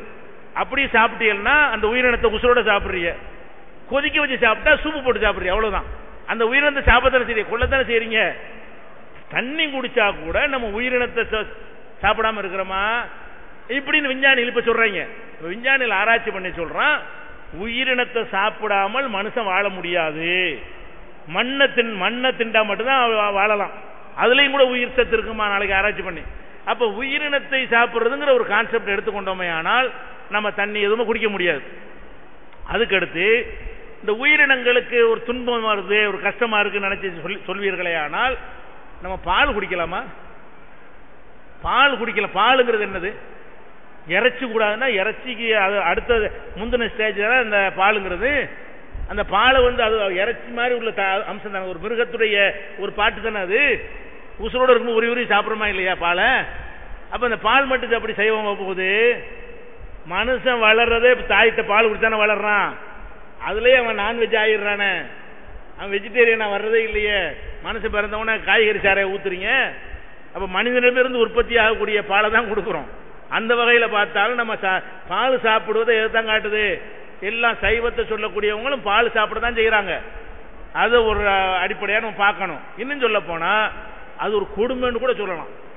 மாட்டுக்கு பால் சுரக்குத நமக்காக வேண்டிய சுரக்குது, அது கண்ணுக்குட்டிக்கு சுரக்குது. கண்ணுக்குட்டி இப்படி ஏமாத்தி கட்டி வச்சு உருவரி குடிச்சா என்ன அர்த்தம்? அது அந்த கண்ணுக்குட்டி எவ்வளவு பெரிய வேதனை அது. அப்ப மிருகத்துக்கு இதான ஒரு வகையில பார்த்தா எதனால செய்யறோம்? நம்ம நன்மைக்குப்பா எல்லாம். அதுக்கு மேல புண்ணாக்கு பருத்தி போட்டுக்கிறோம், நம்ம புண்ணாக்காய் திங்க முடியும், நம்ம பாலை சாப்பிடுவோம். அப்படிங்கிற அடிப்படையில் நம்ம என்ன செஞ்சுக்கிட்டோம், நம்ம நன்மைக்காக வேண்டி இதெல்லாம் செய்கிறோம். அது மாதிரி நம்ம நன்மைக்காக வேண்டி கொசு மருந்து வச்சு கொசுவை சாவடிக்கிறீங்க. உங்களை லேசா கடிச்சதுக்கு கொள்றீங்களா? அப்ப கொஞ்சோன்னு கடிச்சிச்சிங்கிறதுக்காக கொள்றீங்களா இல்லையா? கொள்றீங்க. நம்ம வழியில குறுக்க வந்தா தேய்த்து அதன அர்த்தம். அதுக்கு மனுஷன் ஃபர்ஸ்ட், மனுஷனை குறுக்க எது வந்தாலும் அழிப்போம். அதனால என்ன செய்றீங்க, எலியை கொள்றீங்க, கொசு மருந்து வச்சு கொசுவை சாவடிக்கிறீங்க, ஈ மருந்து வச்சு ஈய சாவடிக்கிறீங்க. அது மாதிரிலாம் இருக்குதா இல்லையா? அப்ப அது மாதிரி இன்னைக்கு நாய் கடிச்சிருச்சுன்னா அதுக்கு மருந்து வேணும், ஏழுந்து எடுக்கிறான் நாய்கடி மருந்து. அது உயிரை கொல்லக்கூடாதுன்னு நாய்கடியில் எல்லாம் செத்து போயிடுவோம். நாய்கடிக்குள்ளே மருந்து குதிரையில தான் எடுக்கிறான். நாய்கடிக்குள்ள மருந்து குதிரையில ஊட்டியில போனா என்ன செய்யணும், அதுக்கு அந்த மாதிரி கிளைமேட்லாம் எடுக்க முடியும். அப்ப எத்தனை மாடுகளை கொன்று எத்தனை குதிரையை கொன்று அதுல இருந்து அந்த மருந்து எடுக்கிறான், அதை ஊசியாக்கி நமக்கு போடுறான், நம்ம நாய்கடில இருந்து காப்பாற்றப்படுறோம். இப்படி நிறைய பார்த்தோம்னு சொன்னா உயிரினங்களை நம்ம அழித்து கொண்டே தான் இருக்கிறோம். வழங்குதா? உயிரினங்களை அழிக்காம உலகத்தில் வாழவும் முடியாது. இது ஒரு விஷயம். அது போக என்னன்னு கேட்டா நடைமுறைக்கு சாத்தியம் இல்லை. இப்ப இந்த பல்கேரியா இருக்குல்ல, பல்கேரியா நம்ம துருவ பிரதேசம் இருக்குல்ல, வட துருவ பகுதிக்கு போனீங்கன்னா அங்க எதுவுமே விளையாதுங்க. பனி இருந்தா விளையுமா? ஒன்றும் உற்பத்தி ஆகாது. அவனுக்குள்ளே உணவு என்ன, பல்கேரியா நாட்டில எல்லாம் ஐஸ் கட்டி மாதிரி கடலுக்கு மேல ஐஸ் கட்டியா இருக்கும். ஓட்டையை விட்டு உள்ள கையை விட்டு மீனை பிடிப்பான். மீன் தான் அவனுக்கு உணவு. அவன்கிட்ட போய்கிட்டு நீ சைவம் தான் சாப்பிடணும், எந்த சைவத்தை சாப்பிடுவான், செத்து போயிடுவான். அப்ப எல்லா இடத்துலையும் கான்செப்ட் ஒர்க் அவுட் ஆகுமா? நம்மளே பல்கேரியாவில் போயிருந்தா என்ன ஆகுறது அதை பார்க்கணும். இன்னும் சொல்ல போனா மனிதனுடைய உடல் அமைப்பு நீங்க எடுத்துக்கொள்ளணும். இயற்கையா அவனுக்கு மட்டும்தான் ரெண்டும் செமிக்கிற மாதிரி கடவுள் படைச்சிருக்கிறார். மனுஷனுக்கு மட்டும்தான் இறைச்சி சாப்பிட்டாலும் ஒர்க் அவுட் ஆகும், கீரையை சாப்பிட்டாலும் ஒர்க் அவுட் ஆகும். ஆனா புலி புல்லை திங்குமா? புலி பசித்தாலும் புல்லை தின்னாது. புலி ஆடு மாடு அடிச்சு சாப்பிடுமே தவிர புல்லுக்கட்டை கொண்டு போய் போட்டா ஒரு வருஷம் ஆனாலும் திங்காது. அதை ஏன்? அது எடுக்காது. அதை ஜீரணிக்கிற வகையில் அது படைக்கப்படலை. நம்மளை மட்டும்தான் எப்படி படைச்சிருக்கு, ரெண்டும் சேமிக்கக்கூடிய வகையில் மனிதனுடைய உடல் படைக்கப்பட்டிருக்கா இல்லையா? எதை தின்னு நமக்கு மோசமாகி போச்சு? ஒண்ணுமே ஆகல. அப்படிலாம் வச்சு பார்க்கும் பொழுது இந்த உயிர் வதைங்கிறது ஒன்றும் கிடையாதுங்க. அது இல்லாட்டி வாழ முடியாது. பிராக்டிகல் நம்ம சிந்திக்கணும். வரட்டு தத்துவமா சொல்லி சமூகத்துக்கு கேடு விளைவிக்கக்கூடியதை நம்ம உண்டாக்கிடக்கூடாது. எல்லாரும் யோசிச்சு பார்க்கணும். சரி, எல்லாம் இருந்தா தான் நமக்கு நன்மையா இருக்கும். அப்பதான் பல பேரும் வாழ முடியும். மீன் பிடிச்சு மீனவர்கள்லாம் என்ன ஆகுறது, பெருமாள் மீன் சாப்பிட கூட மீனவர் இப்ப ஒரு 2 மீனவனை பிடிச்ச வேண்டிய போராட்டம் பண்றாங்க. அப்ப உலகம்லாம் சேர்ந்து மீன் சாப்பிட மாட்டான்னு என்ன வருதவன், அவங்க எது என்ன வருதவன், அவன் வாழணுமா இல்லையா? அப்ப இப்ப மனிதன் பிழைப்பதற்கு நிறைய வழிமுறைகள் இருக்கணும். ஒருத்தன் மீன் பிடிச்சி வாழணும், ஒருத்தன் மாட்டை வளர்த்து வாழணும், ஒருத்தன் கோழியை வளர்த்து வாழணும், ஒரு முட்டையை வித்து வாழணும். இப்படி பலவிதமான விஷயங்கள் இருந்தா தான் அவன் வாழ முடியும். நம்ம திங்கிற 2வது விஷயம். அப்படி தொழில்கள் பல வெரைட்டிகளா இருந்தா தான் அப்போ பலவிதமானதுகள் கிடைக்கும். இந்த ஆடு மாடெலாம் அறுக்கக்கூடாதுன்னு கான்செப்ட் ஆயிடுச்சுன்னு சொன்னால் உங்களுக்கு மலை கோட்டு போட முடியாது, செருப்பு ஷூ போட முடியாது, ஷூவெல்லாம் தோல்லாம் செய்கிறான் அப்படின்லாம் நிறைய விஷயங்கள் ஒன்றை வச்சு இப்படி புடைச்சிக்கிட்டு இருக்கிறோம் சங்கிலி தொடரா. அப்போ பொருளாதார ரீதியாக சிந்திக்கும் பொழுது இந்த சைவம் தான் சாப்பிடணுங்கிற ஒரு கொள்கை அது சிறந்த கொள்கைன்னு சொல்ல, சாப்பிட்றவங்க சாப்பிட்டுக்கலாம், அது ஒரு விஷயம். அதைத்தான் எல்லாரும் செய்யணும்னு சொல்றது நல்லது கிடையாது. ஒருத்தருக்கு பிடிக்கலையா, எனக்கு கத்திரிக்காய் தான் வேணுமா, நல்லா சாப்பிட்டு, யார் அதை நீ போய் கறி சாப்பிடணும் யாரும் சொல்ல மாட்டாங்க. அதே மாதிரி அவங்களும் என்ன செய்யணும்னு கேட்டா, சரி இந்த ஆளுக்கு நல்ல உதவி செய்யறாங்க, நமக்கு போட்டிக்கு வராம அவன் 50 பேர் கத்திரிக்காய்க்கு நம்ம கத்திரிக்காய் கிடைக்காது அப்படி நினைச்சு என்ன செய்யறத அது பாசிட்டிவா எடுத்துக்கொள்ள வேண்டும். 3 கேள்விகள். முதல் கேள்வி, ரம்ஜானுக்கு ஏழைகளுக்கு மட்டும் மட்டன் கொடுப்பது ஏன்? உங்க ஆளுக்கு மட்டும் கொடுக்குறீங்களே அது ஏன்? 2, பெரிய பெரிய அறிவாளிகள்லாம் இப்ப உங்க மதத்தில் சேர்ந்துகிட்டு இருக்காங்க. யாரும் கட்டாயப்படுத்தி நீங்க ஒண்ணு என்னை போய் முஸ்லீம்ல சேர முடியுமா? நான் முஸ்லீமாக ஆசைப்படுறேன், என் வயசு 68 ஆச்சு. நான் காவிரா இருக்கலாம், ஆனா முஸ்லீம் ஆக முடியாது. அதனால பெரிய பெரிய உலகம் அழிகிறது உங்க மதத்தில் சொல்லி இருக்கு. உலகம் அழியுமா அழியாதா? அழியும் அப்படின்னு உங்க மதத்தை சொல்லியிருக்குன்னு நான் நினைக்கிறேன். அதுக்கு 7 காரணம் இருக்காமே, 7 அடையாளங்கள் தெரியும்னு உங்க குர்ஆன்ல சொல்லப்படுது. அப்படி அழியும் போது உலகத்துல ஒரு இந்து அல்லது வேற்று இனத்தவனே இருக்க மாட்டான்னு சொல்லுது உங்க மதம். உலகம் அழியும். இந்த உலகம் அழியும் போது ஒரு ஆளு கூட பூராமே முஸ்லீம் தான் இருப்பேன், அப்பதான் உலகம் அழியும்னு வருது. அப்ப உலகம் எப்ப அழிகிறது? நாங்கெல்லாம் எப்ப முஸ்லீம் ஆகுது? சரி, உங்களுடைய மதம் சொல்லுது, உங்க குர்ஆன் சொல்லுது, அது தப்போ ரைட்டா எனக்கு தெரியாது. ஆனா உங்கள் குர்ஆன் சொல்லுவதாக அறிஞர்கள் சொல்லுகிறார்கள், உங்கள் மாதிரி ஒரு அறிந்தவர் சொல்லுகிறார்கள். இந்த 2வது கேள்வி முக்கியம். அதுக்கு 7 பாயிண்ட் இருக்கு. 7 உலக அழியிருக்கு போது 7 இது தெரியும், அடையாளங்கள் தெரியும் சொல்லுது. அது என்ன அடையாளம்? அப்புறம் குடிக்கிறவன் முஸ்லீம் கிடையாது, குடிக்க கூடாதுன்னு சொல்லியிருக்காங்கல்ல, அது இது உங்க சமாச்சாரம். இருந்தாலும் குடிச்சியே அழிவதால் அந்த பள்ளிவாசலுக்கும் மசூதிகளுக்கும் உங்கள் இனத்தவருக்கும் மிகப்பெரிய அவப்பெயர் ஏற்படுகிறது. நான் எனக்கு நிறைய பேசணும்னு வச்சேன், பேசுறதுக்கு அடுத்து கொஞ்சம் பிரேக் இருக்கிறதுனால இந்த 2வது கேள்வி இருக்க உலகம் அழியும், அதுக்கு 7 காரணங்கள். பள்ளிவாசலுக்கு இதே மாதிரி ஆள் போக முடியுமா, நான் போலாமா அப்படிங்கறத சொல்லிட்டு கேட்டுக்கொள்கிறேன். சரி, அதாவது இப்ப அவங்க என்ன கேட்கறாங்கன்னா, முஸ்லிம்கள் குர்பானி அந்த பெருநாள் தினத்தில் கொடுக்கக்கூடிய இறைச்சியை சமைக்காம முஸ்லீம் அல்லாஹ் கொடுக்கக்கூடாது அப்படின்னு உங்க மார்க்கத்தில் இருக்குதா? இந்த பண்டிகை நேரத்தில் கொடுக்கக்கூடியதை முஸ்லீம் மட்டும்தான் கொடுக்கணும் என்று சட்டம் இருக்குதான்னு முதல் கேள்வி. அப்படி எந்த சட்டமும் கிடையாது. குர்ஆன்ல என்ன இருக்குன்னா, அத்தைமுல் பாயிசல் ஃபகீர், வறியவனுக்கு கொடுங்கள், முஸ்லீம் கொடுங்கன்னு இல்லை. இந்த குர்பானி இறைச்சி அறுத்து உங்களுக்கு தேவையானது எடுத்துக்கொண்டு யாரெல்லாம் வறியவர்களாக ஏழைகளாக இருக்கிறார்களோ அவர்களுக்கு கொடுங்கள். இதுதான் குர்ஆன்ல உள்ள கட்டளை. அப்ப இந்த ஏழையா இருக்கிறவர்கள் யாரா இருந்தாலும், அவங்க முஸ்லிமா இருந்தாலும் கிறிஸ்தவரா இருந்தாலும், அந்த இறைச்சியை சமைக்காமலே கொடுக்கலாம், சமைச்சியும் கொடுக்கலாம். அதுக்கு எந்த விதமான தடையும் கிடையாது. விளங்காம சொல்லியிருக்கிறாங்க, முஸ்லீமுக்கு தான் அதை கொடுக்கணுங்கிறது அறியாமையினால சொன்ன ஒரு பதில் தவிர அல்லாஹ் சொன்னது கிடையாது, குர்ஆன்ல உள்ளது கிடையாது, நபி சொன்னது கிடையாது. அடுத்ததா இன்னொரு விஷயத்தை கவனிக்கணும். பொதுவாக இந்த கொடுக்கிற விஷயங்கள் இருக்குல்ல, அதுல இஸ்லாம் ரொம்ப பிராடா எந்த அளவுக்கு ஆக்கியிருக்குன்னு கேட்டா, எங்களுக்கு ஜக்காத்துன்னு ஒரு கடமை இருக்குது. அதாவது எங்களுடைய சொத்துக்களை கணக்கு பண்ணி 2.5% அதை அறப்பணிக்காக கொடுத்தாகணும். ஒவ்வொரு முஸ்லீமும் 1 கோடி ரூபாய் இருந்துச்சுன்னு சொன்னா அவர் 2 லட்சம் ரூபாய் செய்யணும் கொடுத்தாகணும். அப்ப 2.5% ஜக்காத் என்கிற பெயர்ல கொடுக்கணும்னு சட்டம் இருக்கிறது. அது எதுக்கு கொடுக்கணும் என்றால் 8 காரியங்களை கொடுக்கணும்னு குர்ஆன்ல சொல்லப்படுது. குர்ஆன்ல 9வது அத்தியாயத்தில் 60வது வசனத்தில் நீங்க இதை பார்க்கலாம். 8 காரியங்களை கொடுக்கணும். அந்த 8 காரியத்தை சொல்லும் பொழுது ஒரு காரியம் என்னன்னு கேட்டா, முஸ்லிம் அல்லாத மக்களுடைய கசப்பை நீக்குவதற்காக அவங்களுக்கு கொடுங்க. அதான் எந்த அளவுக்கு நான் ஜக்காத்துன்னு ஒரு மார்க்கத்துல கடமையாக்கி அதை 8 வழியில் செலவு செய்யலாம்னு சொல்லி, அந்த 8ல ஒரு வழி என்னவென்று சொன்னால், முஸ்லிம் அல்லாதவங்களையா பார்த்து தேடி தேடி இந்தாங்க நீ கஷ்டப்படுறீங்கன்னு சொல்லி கொடுங்க அப்படின்னு சொல்லக்கூடிய ஒரு மார்க்கம்.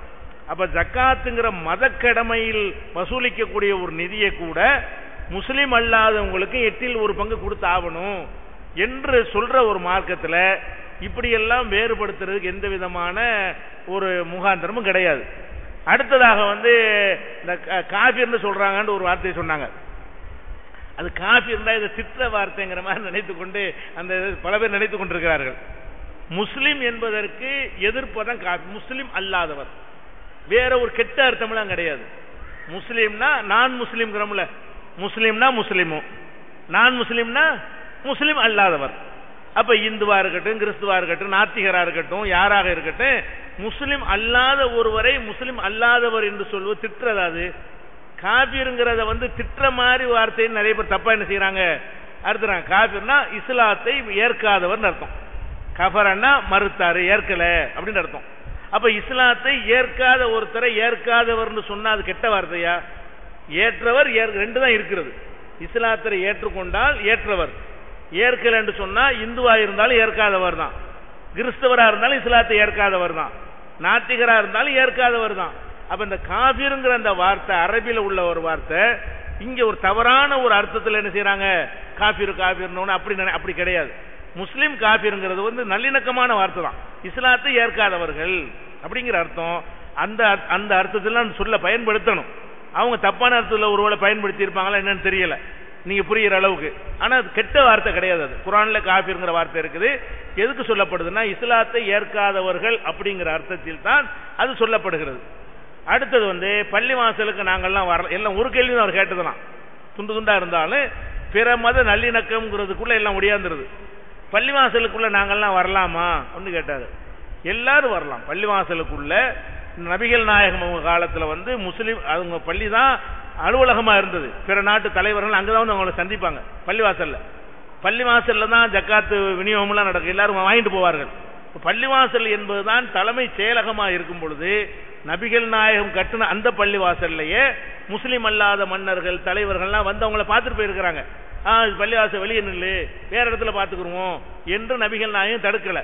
இன்னும் சொல்ல போனால் நம்ம நாட்டை கடந்து நீங்க போனீங்க என்று சொன்னா முஸ்லிம் அல்லாதவங்க அமெரிக்காவுக்கு போய் பாருங்க, நிறைய கிறிஸ்தவர்கள் பள்ளிவாசல்ல தொழும்போது உட்கார்ந்து பார்த்துட்டே இருப்பாங்க என்ன செய்யறாங்கன்னு. முஸ்லிம்கள் தடுக்க மாட்டாங்க. சிலர் பேர் தொழுகையில சேரவும் செஞ்சுக்கிடுவாங்க. அப்ப வெளிநாடுகள்ல எல்லாம் இஸ்லாம் நல்லா வளர்றது காரணம் என்னன்னு கேட்டா அவங்க வர்றாங்க, இவங்க என்ன பிரேயர் பண்றாங்கன்னு அறிஞ்சிக்கிற விரும்புறாங்க. நாங்க பள்ளிவாசல்ல என்ன செய்யறோம்னு உங்களுக்கு தெரியுமா இல்லையா? பள்ளிவாசல் கூட முஸ்லீம் எல்லாம் உள்ள போயிடுறான், என்ன அங்க செய்யறான்னு யாருக்கும் தெரியாது உங்களுக்கு. அப்ப உள்ள போனா நாங்க என்ன செய்யறோம், கை கால் முகத்தை எல்லாம் கழுவணும்.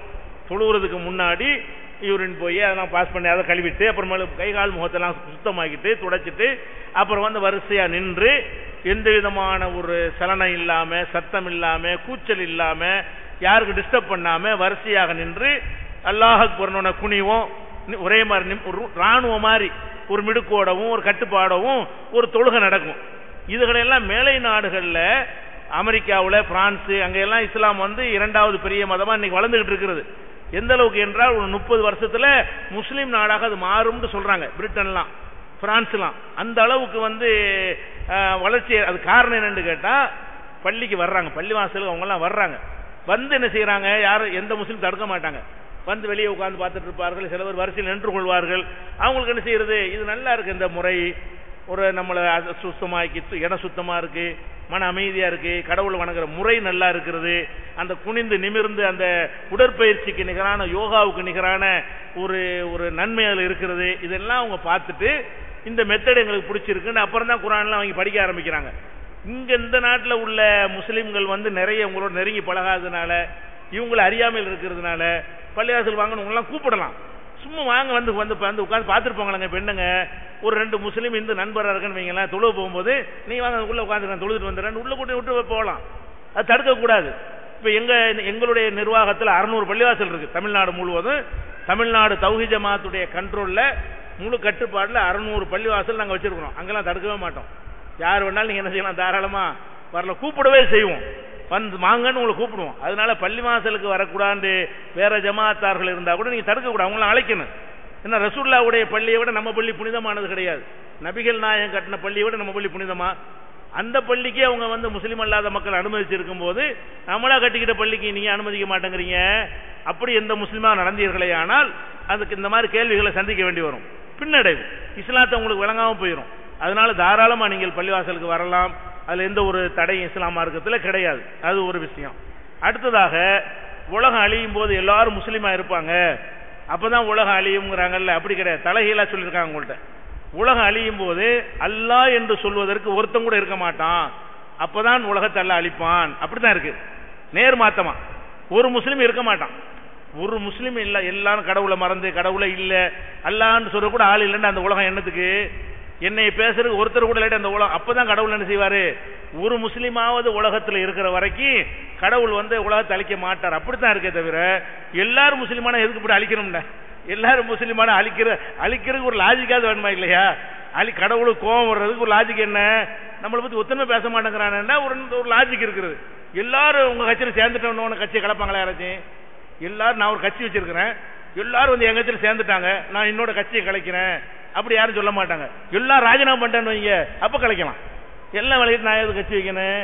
அப்ப லாஜிக்கு படியும் பார்த்தாலும் இப்படித்தான் அதிசயம் இருக்கிறது. இதுதான் லாஜிக்கு கரெக்டா தான் இருக்குது. அடுத்து உலகம் அழியும் போது அந்த அறிகுறிகள் இஸ்லாமிய நம்பிக்கை பிரகாரம் ஒரு நாள் உலகம் அழியும். எப்படி இந்த உலகம் இல்லாம இருந்து படைக்கப்பட்டுச்சோ அந்த மாதிரி என்ன செய்யும்? உலகம் சுத்தமா அழிஞ்சு தூளா நொறுங்கிடும், பூமி இருக்காது, வானம் எல்லாம் நொறுங்கி போயிடும், அழிஞ்சிடும். அழிச்ச பிறகு கடவுள் என்ன செய்வார்னா திரும்ப எல்லாரையும் உயிர்ப்பிப்பாரு. ஒரு உத்தரவுல அவருக்கு உயிர்ப்பிக்க முடியும். உயிர்ப்பித்த பிறகு நல்லவர்களுக்கு சொர்க்கம் கொடுப்பாரு, கெட்டவருக்கு நரகம் கொடுப்பாரு. இதுதான் இஸ்லாமிய அடிப்படையான நம்பிக்கை. இந்த உலகம் அழிவதை பற்றி நபிகள் நாயகத்திலே கேட்கிறாங்க, எப்ப அழியும்? இறைவனுக்கு தான் தெரியும், எனக்கு தெரியாது. நபிகள் நாயகத்துக்கு தெரியாது எந்த தேதியில எந்த வருஷத்துல அது அழியுங்கிறதுக்கு. அல்லாஹ்வை தவிர உலகத்துல யாருக்கும் இறைவன் சொல்லித்தராத ஒரு ரகசியமாக அது இருக்கிறது. முகமது நபிக்கும் தெரியாது, அதனால எங்களுக்கும் தெரியாது, யாருக்கும் தெரியாது. அதே நேரத்தில் முகமது நபி சொன்னாங்க, சில அடையாளங்கள் வேண்டால் இருக்கிறது. அந்த அடையாளங்கள் வந்த பிறகு, பெரிய அடையாளங்கள் சிறிய அடையாளங்கள், இந்த அடையாளங்கள் எல்லாம் வந்த பிறகுதான் உலகம் அழியும், நாளைக்கு அழியாது. அந்த அடையாளங்கள் என்னன்னு கேட்டா, இப்ப கிழக்க சூரியன் உதிக்குதுல, கிழக்க உதிக்கிற சூரியன் மாத்தி மேற்க உதிக்கும், கிழக்க உதிக்கிற சூரியன் மேற்க உதிக்கும். மேற்க உதிக்கும்னா எப்ப உதிக்கும்? பூமி ரிவர்ஸா சுத்தணும், அப்பதான் உதிக்கும். இப்படி சுத்துற பூமி இப்படி மாத்தி சுத்தினா வாயிறேன், சுத்துற வச்சு முடிவு பண்ண போறோம். அப்ப மாத்தி சுத்தினா தூளத்துல பறக்கத்தானே செய்யும். வேகமா ஒரு கார் போய் 100 கிலோமீட்டர் போற கார் சடன் பிரேக் அடிச்சா எல்லாம் தூக்கி எரிஞ்சிரும்லங்க. அப்ப சடன் பிரேக் அடிச்சு அதே வேகத்துல 100 கிலோமீட்டர் ரிவர்ஸ்ல வந்தா அந்த மாதிரியாக நடக்கும். உலகம் அழிகிறதுக்கு முன்னாடி நடக்கிற காரியங்கள் கிழக்கே சூரியன் உதிப்பதற்கு பதிலாக மேற்கே உதிக்கும். அப்படின்னா என்ன? பூமி மாற்றி சுத்தும் அர்த்தம். பூமி ரிவர்ஸ்ல சுத்தி தான் 3 நாளைக்கு அப்படி சுத்தி தான் அடங்கும், உலகம் அழியும். அது ஒரு விஷயம். அதே மாதிரி அரபு தீபகற்பத்தில் பெரிய அளவுக்கு இதுவரை நடந்துராத அளவுக்கு 3 பூகம்பம் ஏற்படும், நில அதிர்வு ஏற்படும். அப்படின்னு இதெல்லாம் பெரிய அடையாளங்கள்ல அது ஒரு விஷயங்கள். அப்படியான ஒரு காரியம் நடக்கும் அப்படிம்பாங்க. அதே மாதிரி ஒரு புகை மூட்டம் ஒன்று ஏற்படும். உலகத்தை எல்லாம் வளைக்கிற சில காடுகள் தீப்பற்றி எரிந்தால் அந்த காடே புகையாயிரும். அதே மாதிரி என்ன செய்யும்? உலகத்தை எல்லாம் வியாபிக்கக்கூடிய வகையில ஒரு பெரிய புகை மூட்டம் ஒன்று ஏற்படும். அந்த மாதிரி இதெல்லாம் ஒரே நேரத்தில் நடக்கும் கிடையாது. இப்படி ஒவ்வொன்றா கடந்து கடைசி என்ன செய்யும்? உலகம் அழியக்கூடிய காலம் ஏற்படும் அப்படின்னு சொன்னாங்க. அதே மாதிரி ஒரு தீய சக்தி, தஜ்ஜால் என்கிற ஒரு தீய சக்தி ஒருத்தன் அடைபட்டு கிடக்கிறான். அவனை அல்லாஹ் என்ன செய்வான்? வெளிப்படுத்துவான். பூமியில வாழ்ந்த ஒருத்தனை, ஒரு கொடூரமான ஒருத்தன் பூமியில இருக்கிறான். அதெல்லாம் அது ரொம்ப விரிவா உள்ள போனா டைம் ஆயிரும், நேரம் இருக்காது. அது மாதிரி அந்த தஜ்ஜால் என்பவன் வரக்கூடியது அது ஒரு அடையாளமா சொன்னார்கள். அது மாதிரி ஈசா நபி அவர்கள் தஜ்ஜாலோட பின்னாடி அவனோட யுத்தம் புரிவார்கள், அவனை கொல்லுவார்கள். அதுக்கப்புறம் மக்கள்லாம் ஈசா நபிக்கு பின்னாடி போவார்கள். இப்படியான அடையாளங்கள் என்ன செய்யப்பட்டிருக்கு? சொல்லப்பட்டிருக்கிறது. இதுகளெல்லாம் ஈசா நபி தஜ்ஜால் என்பதெல்லாம் விவரமா சொன்னாதான் உங்களுக்கு விளங்கும். ஈசா நபின்னா யார், அவர் ஏன் வர்றாரு, தஜ்ஜால் என்ன விவரமா வர்ற, இந்த மாதிரி அடையாளங்கள் சொல்லியிருக்கிறாங்க. ஐயா வணக்கம், என் பெயர் முரளிதரன். திருப்பத்தூருக்கும் காரைக்குடிக்கும் இடைப்பட்ட ஊர் கம்பனூர் கிராமத்திலிருந்து நான் வந்திருக்கேன். 4 முறை திருமணம் செய்து கொள்வது சரியா? இதற்கு சரியான விடையை கொடுக்க வேண்டும். ஒருவனுக்கே ஒருத்திக்கு ஒருவன், இதை வலியுறுத்த வேண்டும். இதை எப்படி எனக்கு தெளிவாக விளக்க வேண்டும்? நன்றி.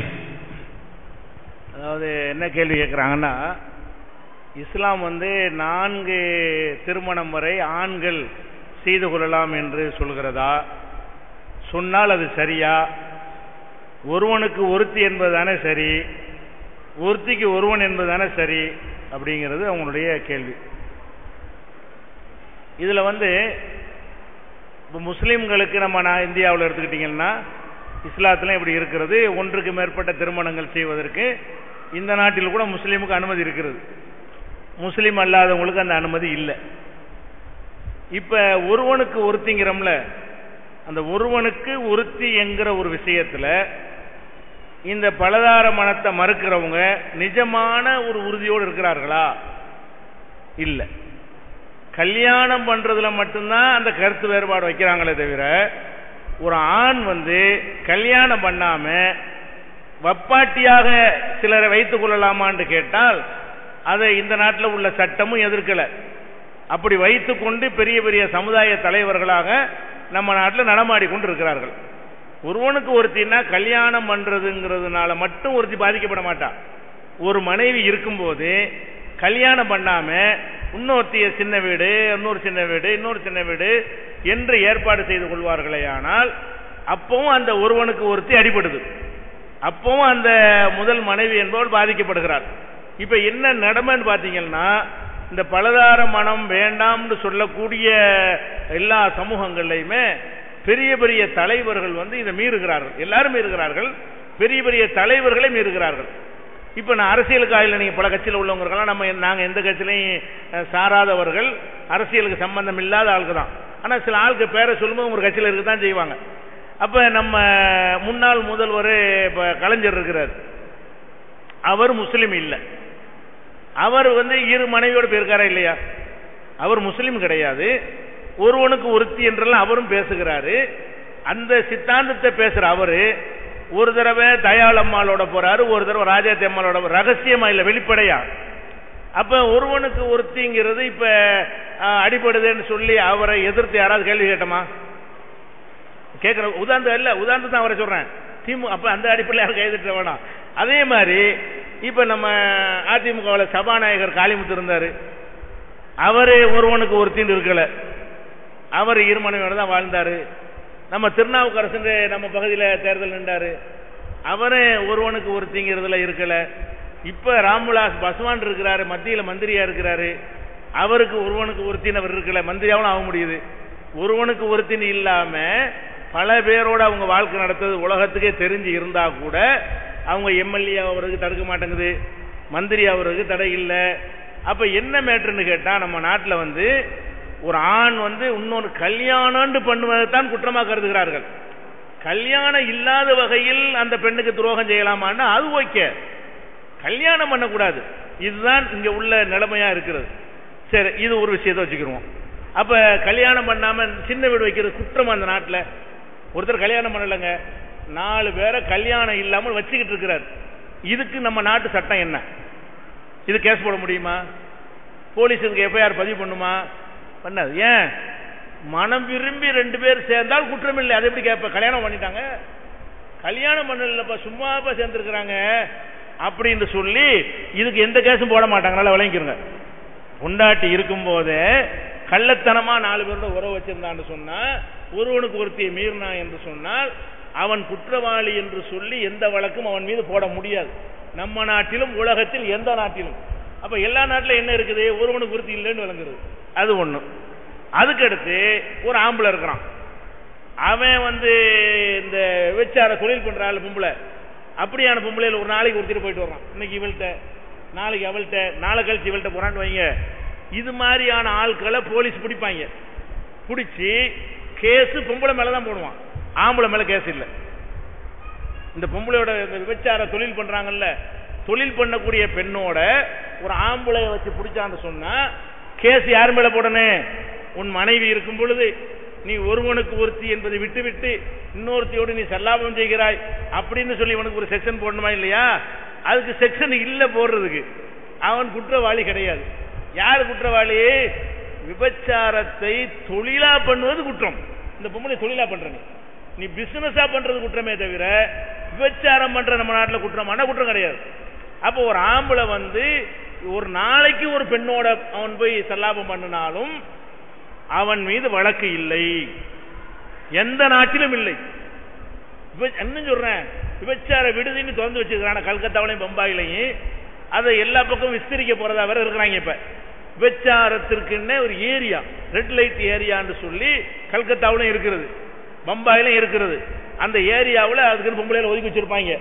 அங்க பல அலங்கரிச்சுக்கிட்டு பல மாதிரி பொம்பளையில நிப்பாள்வோம்.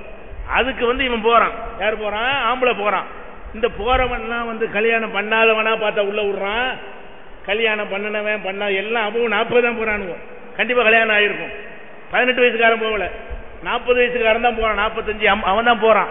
அவன் வீட்டுல பொண்டாட்டியை வச்சுப்புட்டு விபச்சார விடுதி ஓப்பன அரசாங்கத்தை லைசன்ஸ் கொடுத்து எந்த ஆம்பளை வேண்டாலும் இந்த பொம்பளை கிட்ட வந்துட்டு போங்கன்னு சொல்றானே. இப்ப ஒருவனுக்கு ஒருத்தி இருக்குதுன்னு நினைக்கிறீங்களா நீங்க? நாட்டுல, உலகத்துல எந்த ஒரு நாட்டிலையாவது ஒரு பொம்பளை ஒரு தாண்டினா மட்டும்தான் குற்றமா இருக்குது. நல்லா விளைக்கணும்.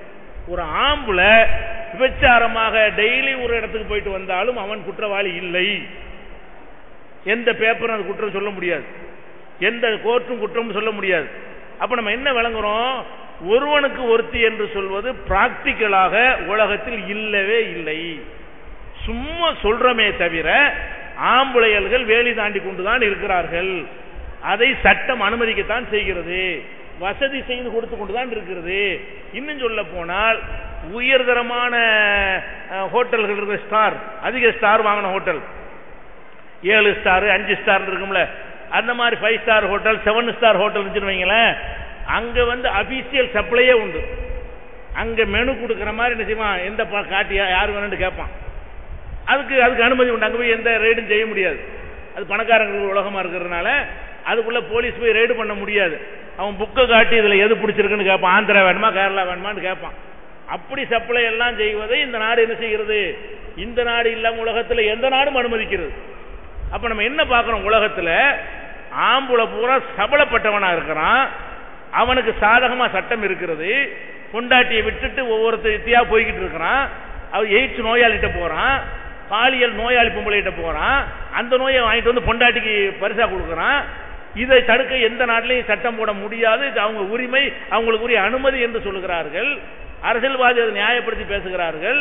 ஆனால் இப்ப இது தடுக்கவே ஏறலைங்கும்போது இஸ்லாம் என்ன பண்ணுது?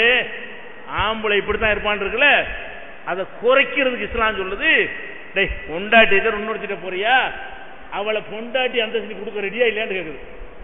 குறைஞ்சிடும் மாட்டேன்றான். அதாவது பொண்டாட்டிங்கிற அந்தஸ்து கொடுக்காம 1000 பேர்ட்ட போவான். அடே மனைவிங்கிற அந்தஸ்து கொடுப்பியா? மனைவின்னு கொடுத்தா சுமக்கணும் பொறுப்ப, அவளை சுமக்கணும், அவ பெத்த பிள்ளைய சுமக்கணும், அந்த சொத்துல பங்கு அவளுக்கு கொடுக்கணும், அந்த பிள்ளைக்கும் கொடுக்கணும். அப்ப இதுக்கு பயந்துட்டு என்ன செய்வான்? அதிகமான பெண்களை நாடக்கூடியவன் குறைஞ்சிருவான். இஸ்லாம் என்ன பண்ணுது? ஒரு பெண்ணை வச்சிருக்கிற, அவளோட வாழ்க்கை நடத்து, முடியல கெட்டுத்தான் நாசமா போவேங்கிறியா? கல்யாணம் பண்ணிட்டு போடா. இதுக்கட வப்பாட்டி வச்சுக்கிட்டு கண்ட பொம்பளைட்டையும் போயிட்டு நோயை வாங்கிட்டு இவளையும் நாசமாக்குற. ஒருத்தியோட வாழு, அது நல்லது. அதுக்கு முயற்சி பண்ணு. அது முடியல, மனைவி சரியில்லை, வேற ஒத்து வரல, ஏதோ ஒரு விஷயம் ஆயிடுச்சு, ஏஜ் டிஃபரெண்ட் இருக்குது, இப்படி ஏதோ ஒரு பல காரணங்கள்னால தேவைன்னு வந்தால் நீ வேலி தாண்டி தானே போற. இஸ்லாம் என்ன செய்யுது? அப்படி விட மாட்டோம். அவளோட சந்தோஷம் அனுபவிக்கல பொண்டாட்டின்னு சொல்லுவியா? ஊரறிய சொல்லுவியா? உலகறிய சொல்லுவியா? அவளுக்கு பெற பிள்ளை ஓம்புலன்னு ஏத்துக்கிருவியா? அப்பதான் அனுமதிப்போன்னு இஸ்லாம் சொல்லுது. இந்த ரெண்டில் எது நல்லது? அதாவது இவன் போய்கிட்டு ஒரு போக பொருள் மாதிரி பொம்பளை அனுபவிச்சுட்டு அவளுக்கு எந்த உரிமையும் இல்லாம 500 ரூபாய் 1000 ரூபாய் கையில் கொடுத்துட்டு ஓடி போறானா, இது நல்லதா? இப்படி இருந்தால் நிறைய பேரை நாசமா போவானா? இப்படி இருந்தா தாண்ட மாட்டான். அம்மாடி, மனைவி விட்டு இன்னொருத்திய பிறந்தா கல்யாணம் பண்ணி வச்சுடுவாங்க. கல்யாணம் பண்ணி அவளையும் சுமக்கணும், அவளுக்கும் சோறு போடணும், அவளுக்கு வீடு கொடுக்கணும், அவளுக்கு ட்ரெஸ் எடுத்து கொடுக்கணும், அவ பிள்ளைக்கு நம்ம பராமரிப்பு செய்யணும். இது வேணாம்டான்றான். அதனாலதான் நம்ம நாட்டில் ஒரு புள்ளி விவரம் எடுக்கிறான். ஒன்றுக்கு மேற்பட்ட பெண்களோடு வாழக்கூடியவர்களில் முஸ்லிம்களை விட முஸ்லிம் அல்லாதவர்கள் 70% கூட இருக்கிறார்கள். இதுக்கு ஆதாரத்தோடு உங்களுக்கு இஸ்லாம பெண்கள் உரிமை பறிக்கிறதான்னு புக்கு போட்டுருக்கிறோம். அதுல அவ்வளவு புள்ளி விவரம் கொடுத்துருக்கிறோம். ஏன் முஸ்லீம் கல்யாணம் பண்ணா மட்டும்தான் இது செய்யறான்? நான் கேட்கிறேன், இங்க இருக்கக்கூடிய முஸ்லீம்கள்ல 4 கல்யாணம் பண்ணால் கைத்துக்கு வைப்போம். புத்தனம் இல்ல, சட்டத்துல இருக்குது. எவன் பண்ணுவான்? கல்யாணம் பண்ண அனுமதி பண்ணுவான். எப்படி முடியும்? 2க்கு சோறு கொடுக்க முடியுமா அவனுக்கு? அது சுமக்க இயலுமா, சொத்துல பங்கு கொடுக்க இயலுமா? அப்படிலாம் ஏத்துக்கிற சொல்லு இஸ்லாமு. மூணு கல்யாணம் பண்ணவங்க கைத்துங்க, ஒத்தரும் இல்ல. 2 இருந்தா தூக்கிருங்க. இந்த ஊழல் பெரிய கொடுத்து 2 இல்ல, நானே 2 இல்ல, இது யார் 2 இல்ல. அப்ப இருக்கு சட்டம். நாங்க என்ன செய்யறோம்? அடை இந்த மனைவி பத்தல இன்னொன்னு வேணும்னா கல்யாணம் பண்ண சொல்றாங்க, நமக்கு சுட்டு அவள் பேசாம இருந்துக்கடா, உன்னோட போதும்னு ஆக்கிறதுக்கு தான் சட்டம். நல்லா விளங்கிக்கணும். உன்னோடையே முடிஞ்ச அளவுக்கு நிப்பாட்டுறதுக்கு தான் இந்த சட்டம். இந்த சட்டம் போடல என்று சொன்னா தினசரி ஒரு பொம்பளை போவான், போய்கிட்டு இருக்கான். நீங்க பஸ் ஸ்டாண்ட்ல போய் பாருங்க, திருச்சி பஸ் ஸ்டாண்ட்ல பாக்கணும், காரைக்குடி பஸ் ஸ்டாண்ட்ல பாருங்க, பொம்பளையா நிப்ப ஆம்பளை நிக்கிறான், கூப்பிடறானா போறாளா?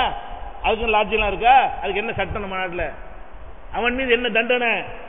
சும்மா ஒருத்தனை நடக்குமா? பிராக்டிகலா நடக்குமா? அப்ப இஸ்லாம் என்ன பண்ணுதுன்னா, ஒரு மனைவியோட தான் வாழ சொல்லுகிறது. நேர்மையா நடக்காவிட்டால் மறுமையில கடுமையான குற்றவாளியா வருவான் என்று சொல்லுகிறது.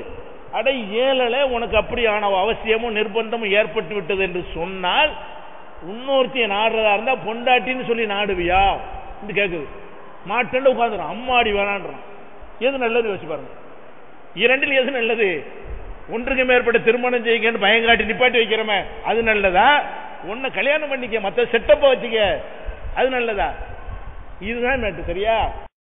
அல்லாஹ்